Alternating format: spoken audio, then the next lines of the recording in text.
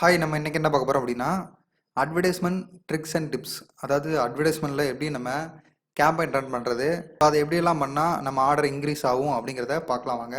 இப்போ நம்ம Amazon seller டேஷ்போர்டில் இருக்கோம். ஸோ மேலே பார்த்தீங்கன்னா அட்வர்டைஸ்மென்ட் ஒரு ஆப்ஷன் இருக்கும். அதில் போனீங்கன்னா கேம்பெயின் மேனேஜர் இருக்கும், அதை கிளிக் பண்ணிக்கோங்க. ஸோ இதில் கிரியேட் கேம்பெயின் அப்படிங்கிற ஆப்ஷனை கிளிக் பண்ணிக்கோங்க. ஸோ இதில் ஃபர்ஸ்ட் ஆப்ஷன் பாருங்கள், ஸ்பான்சர் டு ப்ராடக்ட்னு இருக்கும். அதில் கண்டினியூ கிளிக் பண்ணிக்கோங்க. ஸோ இதில் ஃபஸ்ட் ஆப்ஷன் பார்த்தீங்கன்னா ஆட் குரூப் கொடுத்துருக்காங்க. அதில் உங்களுக்கு என்ன பேர் வேணுமோ அதை நீங்கள் வச்சுக்கலாம். ஸோ அப்படியே கீழே ஸ்க்ரோல் பண்ணிட்டே இருந்தீங்கன்னா உங்கள் ப்ராடக்ட் டீட்டெயில் கொடுத்துருப்பாங்க. ஸோ உங்கள் ப்ராடக்ட் டீட்டெயிலில் ஆடுன்னு ஒரு ஆப்ஷன் இருக்கும், அதை கிளிக் பண்ணிக்கோங்க. ஸோ இங்கே பார்த்தீங்கன்னா உங்கள் ப்ராடக்ட் ஆட் ஆயிருங்க. ஸோ அப்புறம் ஸ்க்ரோல் பண்ணிட்டே கீழே வந்தீங்க அப்படின்னா டார்கெட் கேட்டிருக்காங்க. அதாவது ஆட்டோமேட்டிக்காக இல்லாட்டி இருக்காங்க மேனுவலாக நீங்கள் டார்கெட் பண்ணுறீங்களா அப்படின்னு கேட்டிருக்காங்க. மேனுவல் கிளிக் பண்ணிக்கோங்க. ஸோ இதில் கீவேர்ட் டார்கெட்டிங்கா இல்லை ப்ராடக்ட் டார்கெட்டிங்கா அப்படின்னு கேட்டிருக்காங்க. ஸோ நம்ம கீவேர்ட் டார்கெட்டிங்கே கொடுத்துடலாம். ஸோ கீழே ஸ்க்ரோல் பண்ணிட்டு வந்தீங்கன்னா உங்களுக்கு கீவேர்ட் டார்கெட்டிங்கில் போர்டு, ப்ரைஸு, எக்ஸாக்ட் கொடுத்துருக்காங்க. போர்டு அப்படின்னா நீங்கள் டைப் பண்ணுறதுக்கு சம்மந்தப்பட்ட விஷயங்கள் வரும். இப்போ வந்து டாய் அப்படின்னு டைப் பண்ணுறீங்கன்னா பேபிள் டாலும் வரும். ஸோ அந்த மாதிரி விஷயம். ஸோ ப்ரைஸ் அப்படிங்கிறது நீங்கள் இப்போ டாய் ஃபார் 1 இயர் கிட் அப்படின்னு டைப் பண்ணிங்கன்னா அந்த முன்னாடி பின்னாடி வார்த்தைகளுக்கான சர்ச்சிங்கும் வரும். அதாவது இப்போ டாய் அப்படின்னு வரும், ஃபார் 1 இயர் கிட்ஸ் அப்படிங்கிற டைப் பண்ணாலும் வரும். ஸோ எக்ஸாக்ட் அப்படின்னா டாய் ஃபார் 1 இயர் கிட் அப்படின்னு டைப் பண்ணிங்க அப்படின்னா ஒன்லி அந்த எக்ஸாக்ட், அதாவது டாய் ஃபார் 1 இயர் கிட் அப்படின்னு டைப் பண்ணால் மட்டும்தான் உங்களுக்கு அதை காட்டும். ஸோ இந்த மாதிரி 3 விஷயம் கொடுத்துருக்காங்க. ஸோ இதில் பார்த்தீங்கன்னா ஃபஸ்ட் ஆப்ஷன் இருக்குது பாருங்கள். இதில் உங்களுக்கு அவங்களே ஒரு அசம்ஷனில் கீவேர்டு கொடுத்துருப்பாங்க. அதாவது இந்த கீவேர்டெலாம் அடித்தா உங்களுக்கு ஒரு நல்ல ரிசல்ட் கிடைக்கும் அப்படிங்கிற மாதிரி கொடுத்துருப்பாங்க. ஸோ நம்ம அதை டைப் பண்ண போகிறதில்ல, நம்ம வந்து தனிப்பட்ட முறையில் நம்மளே டைப் பண்ண போகிறோம். ஸோ என்டர் லிஸ்ட் கொடுத்துக்கோங்க. என்டர் லிஸ்ட் கொடுத்துட்டு உங்களுக்கு எப்படி சர்ச் பண்ணணும் அப்படிங்கிறத நான் சொல்கிறேன் பாருங்கள். இப்போது நம்ம அமேசான் ஆன்லைன் பர்ச்சேஸ் போய்க்கலாம். ஸோ இதில் பார்த்தீங்கன்னா டாய் ஃபார் 1 இயர் கிட் அப்படின்னு டைப் பண்ணிக்கோங்க. ஸோ இதில் பார்த்தீங்கன்னா டாய் ஃபார் 1 இயர் கிட் அப்படின்னு டைப் பண்ணோன்னே அந்த ஆப்ஷன் வந்துருச்சு. அப்புறம் toys for 1 year kids boys, toys for 1 year kids girls அப்படின்னு கொடுத்துருக்காங்க. ஸோ நம்ம இந்த 3 கீவேர்டையும் எடுத்துக்கலாம். ஸோ நான் உங்களுக்கு சாம்பிளுக்கு தான் எடுத்து காட்டுறேன். ஸோ உங்களுக்கு எது ஆப்டாக இருக்கும், எது போட்டால் நல்லாயிருக்கும் அப்படின்னு சொல்லி நீங்கள் இதில் சர்ச் பண்ணாலே உங்களுக்கு கீவேர்டு எல்லாம் காட்டிடுவாங்க. ஸோ இந்த கீவேர்ட்ஸ் எடுத்து அப்படியே பேஸ்ட் பண்ணால் போதும். ஸோ இதில் பேஸ்ட் பண்ணிக்கோங்க. ஸோ இதில் கீழே பாருங்கள் ஆட் கீவேர்டு இருக்கும், அதை கிளிக் பண்ணிக்கோங்க. ஸோ திரும்ப நம்ம ஆன்லைன் ஷாப்பிங் போய்க்கலாம். ஸோ இந்த கீவேர்டை நீங்கள் எடுத்துக்கலாம். ஸோ இதில் பேஸ்ட் பண்ணிடுங்க. ஸோ ஆட் கீவேர்டுங்கிற கொடுத்துருங்க. ஸோ இதில் பார்த்தீங்கன்னா நான் 3 கீவேர்டு கொடுத்துருங்க. அதாவது டாய்ஸ் ஃபார் 1 இயர் கிட்ஸ் கேர்ள்ஸ்ன்னு கொடுத்துருங்க, டாய்ஸ் ஃபார் 1 இயர் கிட்ஸ் பாய்ஸ்ன்னு கொடுத்துருக்கேன், டாய்ஸ் ஃபார் 1 இயர் கிட்ஸ்ன்னு கொடுத்துருக்கேன். ஸோ இப்போ பார்த்தீங்கன்னா நீங்கள் வந்து இதே மாதிரி நிறையா கொடுங்க. அதாவது இது சம்மந்தமாக எவ்வளோ இருக்கோ, அதாவது ஒரு 50 கீவேர்ட்ஸ் இருந்தாலும் பரவாயில்ல, 100 கீவேர்ட்ஸ் இருந்தாலும் பரவாயில்ல, நீங்கள் கொடுத்துருங்க. ஏன் சொல்கிறேன் அப்படின்னா நீங்கள் அதிகமாக கீவேர்ட் கொடுக்க எந்த கீவேர்டில் அதிக கிளிக்ஸ் வருது அப்படிங்கிறத நீங்கள் கண்டுபிடிக்க முடியும். ஸோ நீங்கள் கம்மியாக கீவேர்ட் கொடுத்தீங்கன்னா கிளிக்ஸ் வரதை கண்டுபிடிக்க முடியாது. ஸோ ஒரு 50 கீவேர்டு கிட்ட கொடுத்துருந்தீங்க அப்படின்னா உங்களுக்கு எதில் கிளிக் அதிகமாக வருதோ அதை ஆன் பண்ணி வச்சுட்டு மீதி எல்லாத்தையும் ஆஃப் பண்ணிடலாம். ஸோ ஒரு 1 வீக் பாருங்கள், ஒரு 1 வீக்கில் எதுக்கு அதிகமாக கிளிக் வந்திருக்கோ அதுக்கு தான் டிமாண்ட் அதிகமாக இருக்குது அப்படிங்கிறத நீங்கள் கண்டுபிடிச்சிடலாம். ஸோ அது மட்டும் இல்லாமல் இதில் வந்து பிட் ரேட்டிங் கொடுத்துருப்பாங்க. ஒரு கிளிக்கு இவ்வளோ ரேட்டு எடுப்போம் அப்படின்னு சொல்லிட்டு. இப்போ ஒரு கிளிக் பண்ணால் 5 ரூபா நம்மளுக்கு நம்ம அக்கௌண்ட்லேருந்து டிடெக்ட் பண்ணுறாங்க அப்படின்னா இதில் வந்து 5 ரூபா கொடுக்கணும். ஸோ இதில் வந்து மெயின் ட்ரிக் என்னென்னா 3 ரூபா 32 பைசா போட்டிருக்காங்க பாருங்கள். 3 ரூபா 32 பைசாலேருந்து 8 ரூபா 24 பைசா வரைக்கும் இந்த டாய்ஸுக்கு வந்து டிமாண்ட் இருக்குது அப்படின்னு கொடுத்துருக்காங்க. அதாவது ஒருத்தர் வந்து 8 ரூபா 24 பைசா வரைக்கும் ஒரு கிளிக்கு கொடுக்குறாரு. ஸோ ஃபஸ்ட்டு ஸ்டார்டிங்கில் வந்து 3 ரூபா 32 பைசாவில் தான் ஸ்டார்ட் ஆகுது. ஸோ நம்ம எவ்வளோ கொடுக்கணும் அப்படின்னா 3 ரூபா 40 பைசா கொடுக்கலாம், ஒரு 8 பைசா கூட வச்சுக்கலாம். ரொம்ப அதிகமாக கொடுக்க வேண்டாம். நம்ம ஸ்ட்ராட்டஜி என்னென்னா எதுலேருந்து ஸ்டார்ட் ஆகுதோ அதுலேருந்து ஒரு 10 பைசா கூட வச்சுருந்தா கூட போதும். இதுதான் ஸ்ட்ராட்டஜி. ஸோ இதில் 3 ரூபா 32 பைசா இருக்குது, 3 ரூபா 40 பைசா வச்சுக்கலாம்.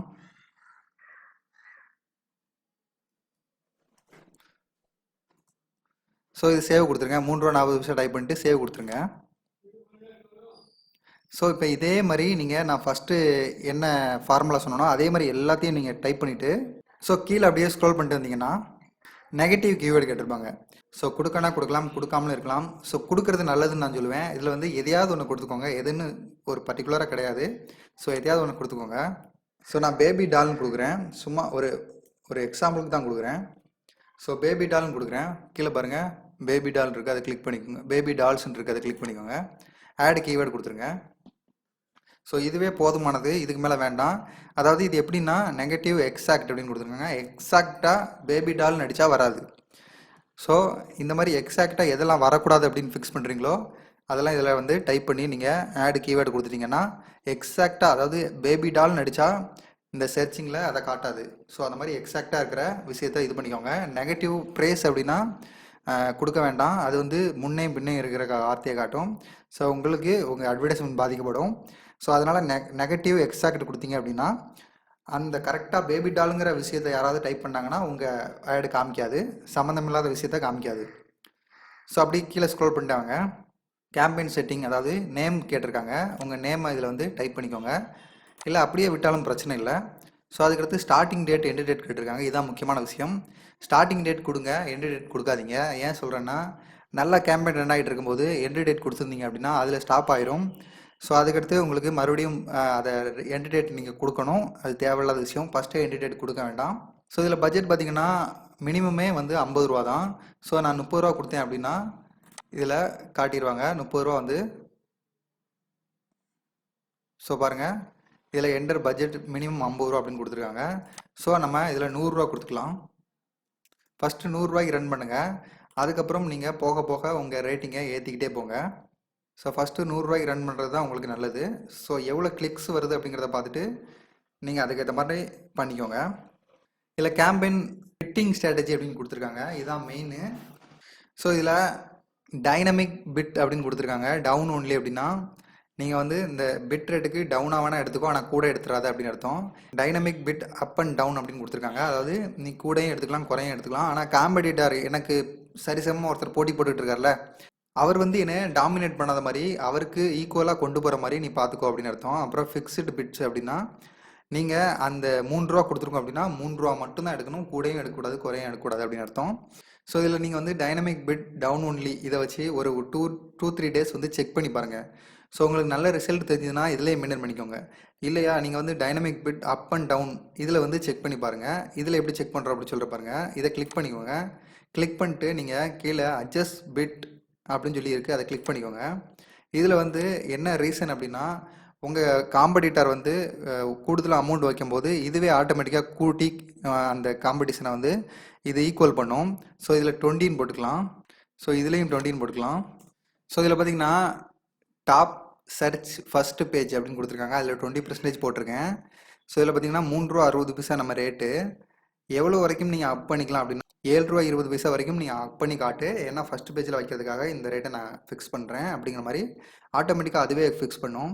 ஸோ ப்ராடக்ட் பேஜ் அப்படிங்கும்போது 20% கொடுத்துருக்கோம். இதில் 3 ரூபா 60 பைசா நம்ம 3 ரூபா 60 பைசா செட் பண்ணியிருக்கோம். இதில் வந்து 5 ரூபா 40 பைசா வரைக்கும் நீங்கள் ஏற்றி காட்டு அப்படிங்கிற மாதிரி, அதாவது காம்படிட்டருக்கு ஏற்ற மாதிரி நீ கூட்டி காட்டு அப்படிங்கிற மாதிரி நம்ம கமாண்ட் கொடுக்குறோம்.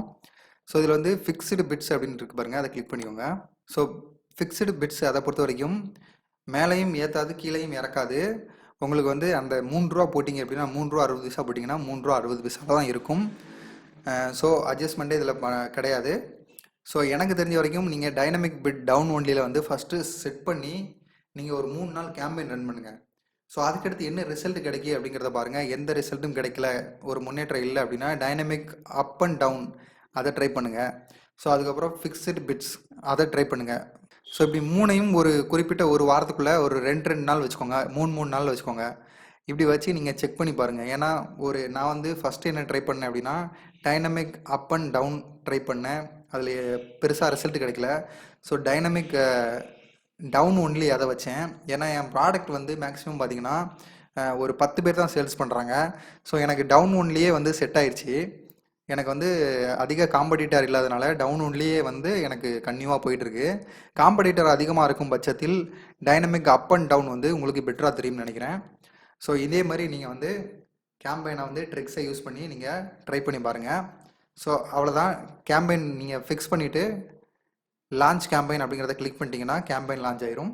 ஸோ கேம்பெயின் டிப்ஸை பொறுத்த வரைக்கும் இதுதான்.